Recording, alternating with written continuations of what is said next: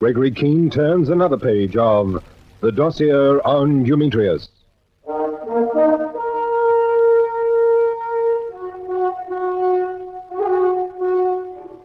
What I was doing that night was insane, and I knew it. But I went ahead just the same. When Dumetrius escaped through the roadblocks in Norfolk and disappeared into thin air again, I knew I was for it.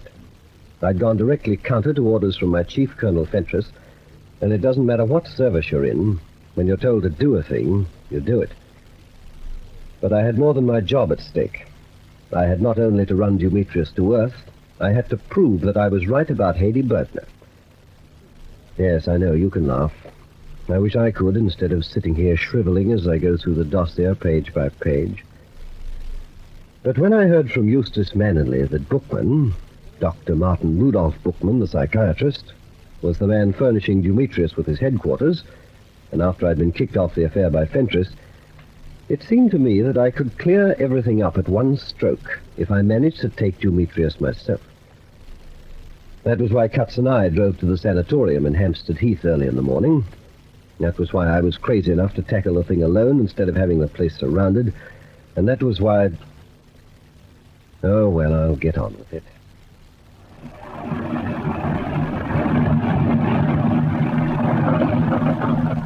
This is near enough, Cutts. Let's have a look around. Yeah. What do you want me to do, Major? Well, let's get the lie of the land first. I shouldn't think that wrought iron gate would be unlocked. Give me a leg up and we'll have a look over the wall, eh? I want you to picture this place of Bookman's. It was well set back from the road. An old house of 2 stories set among some trees in something of a park. Reasonably well-kept lawns and shrubs sort of thing, all surrounded by a high stone wall. The main entrance was flanked by a pair of tallish bastions. The gate was an ornate affair. One of those rather hideous old grillwork arrangements done in the style that Victorians thought gave their houses stature. But that was all that met the eye from the street outside. To begin with, there was something odd about the top of the wall. Come on, Cutts, I said give me a leg up. I'd much rather go over first myself, sir. Nothing doing. Well, I'm better at coping if Bookman has dogs or men in the ground, sir. I'm going first. We're going to argue all night. Oh, well, all right. Put your foot just here. That's right. 1, 2, up. Oh, what is it, sir? Top of the wall's covered in broken glass. Said it's cement. Does Dr. Bookman want to keep his patients in, or Nosy Parker's out? Catch yourself, sir? Oh, a little. Is there a rug in the closet? Yes, in the back. Then we'll soon fix the wall. Wait just a jiff, sir. And while I waited for Cutts to come back with the rug, a phone call was being made. A phone call I'd have sold my soul to have known about.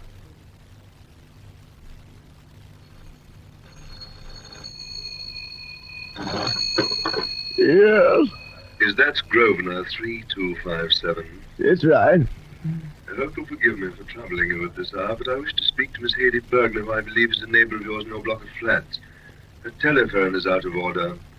I really wouldn't disturb you if it were not extremely important. Oh, all right, old chap. I'll get it for you. Hang on. Of course, you're very kind.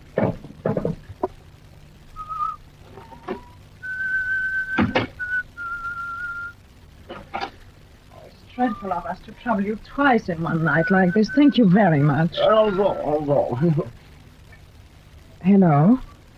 Lady, I'm at the ship. What about Gregory at Rudolph's? He'd not arrived by the time I left, obviously. Why didn't you wait for him? I listened to some wise counsel from Bookman. There's nothing at the sanatorium to show that any of us were ever there, nothing at all. It's better to keep out of the way than to stay there and face Keen and perhaps run the risk of being trapped. We couldn't be sure he was coming alone. It's much more likely to have the place surrounded. What do you want me to do? Keep in close touch with Keen. Find out how much he discovers from Bookman. And find out if he thinks he must have made a mistake when he sees there's no sign of us at the sanatorium. Why is it important? Why don't we leave with the tide tomorrow? Why? Because we haven't time to move the loot, of course. Still at the sanatorium. And eventually, if the worst comes to the worst, it may be up to you to see to its removal. Oh, that will be impossible. As long as my name is Dumetrius, Lady, I'm not leaving London without that hoard. It's safe for the present. I'm waiting to hear from Bookman, and then I'll ring you again. Listen, can you cultivate that neighbor of yours enough to use his phone whenever you want to? Yes. Then wait to hear from me. He must be at the sanatorium this very minute.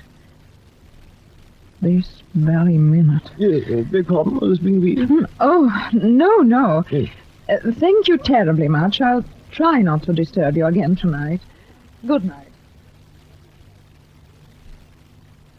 All right, Major. Yes. Listen. Hear anything? Not a thing. No dogs. That's something to be flaming thankful for. Well, there's a lighted window. Make your way over to it and get into the house if you can. I'm going straight to the front door. If you can't get in, knock on the front door after me. If you can, work your way through the house to the sound of voices, wait out of sight, and spring to it if I need you. I'll be there. In 5 minutes, I'll be at the front door. Go to it.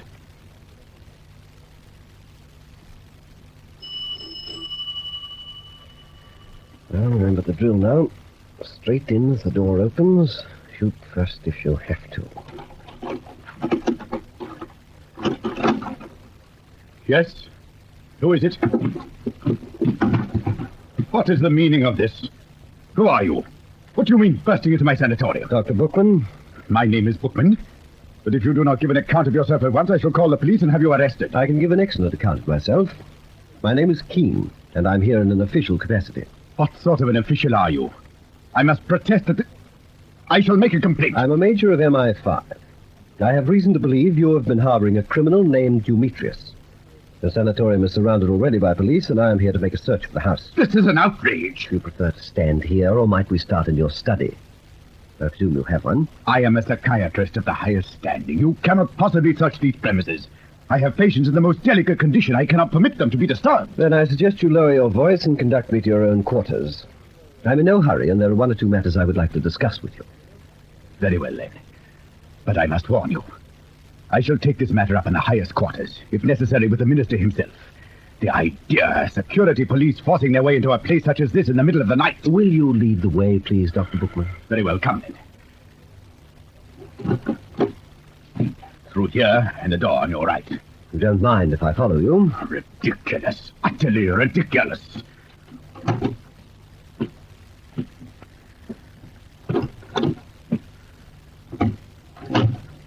Now, Major Keene, observe my study. The cabinets contain my records. Would you care to examine them for... What did you say your criminal's name was? Dumetrius. I've never even heard of such a person. Do you suggest he is here as one of my patients? Well, that would be the obvious way to hide him. Sit down, Dr. Bookman. You invite me to sit down in my own... Sit down. That's better. Now, look here, Bookman. Your histrionics are quite impressive. If I were in the mood to make small talk, I'd say you were in the wrong business. But I'm not. Some weeks ago, you reported your car stolen, do you remember? You would be better occupied finding the culprit. The car has never been the same since. It was used in the attempted murder of a young woman. Now, point two. Until he was killed recently, a certain Tony Marzotti ran a nightclub in Soho called the Red Feathers. I do not patronize nightclubs. Ah, but this Marzotti had a profitable sideline. He sold drugs. I have information that he obtained his drugs from you. At one moment, I am harboring a criminal named Dumetrius. The next, I am supplying nightclub owners with drugs. Major Keene, are you sure you don't need some of my professional attention? In a second, Bookman, you're going to get some of mine. Your car was not stolen. It was used with your knowledge and consent. You did supply Marzotti with drugs, and Marzotti was one of Dumetrius's accomplices. Others of his gang have repeatedly disappeared in this vicinity. This is preposterous. I cannot believe that your organization goes about pestering people on such flimsy humbug. If you wish to bring such charges as these, produce some proof. And if you wish to search my premises, bring a responsible police officer with a search warrant. Have you a search warrant, Major? No, but I'm searching nevertheless. I could prevent you by force. Could you, Bookman? In the face of this? So, now you threaten me with weapons. That will bring two of my attendants. They are used to dealing with violent people, Major Keene. Cuts. Yes, Major? Anyone about? I left two goons tied up in the basement, sir. All right. Wait outside. Well, Bookman, Do we search? I will bring charges against you. Search, then. Search from cellars to attics, and the moment you leave, begin composing the apology you will have to make. Where does that door go? To a closet where I keep my instruments. Would you care to see inside? If you please. Thank you. I see you're a pianist, Dr. Bookman. Such man, don't keep me up here all night. I play a little myself. Hello, manuscript. Now, don't tell me you compose. It is a hobby. I am devoted to the fugues of Bach. These notes you've jotted down here in counterpoint, they're not Bach, are they? If you don't mind, my music is close to me. Oh, but I'm interested. Yes, what an odd little theme. Do you mind if I try it? You come to search my house. Now you want to play the piano. Kindly do not sit at my piano, Major Keene. I must insist you get away from my piano. Oh, just a few notes. I'm sure you don't mind, really. How does it go now? Yes. Yes.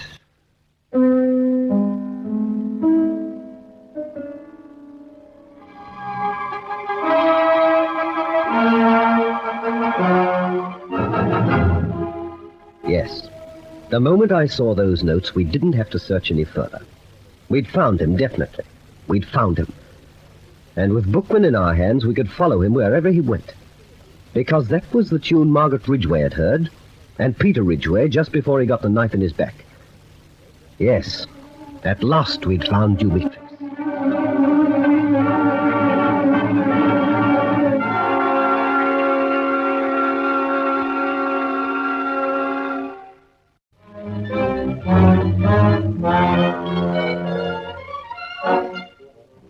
A trap is set for Haydée in the next chapter of this story of suspense, Dossier On Dumetrius.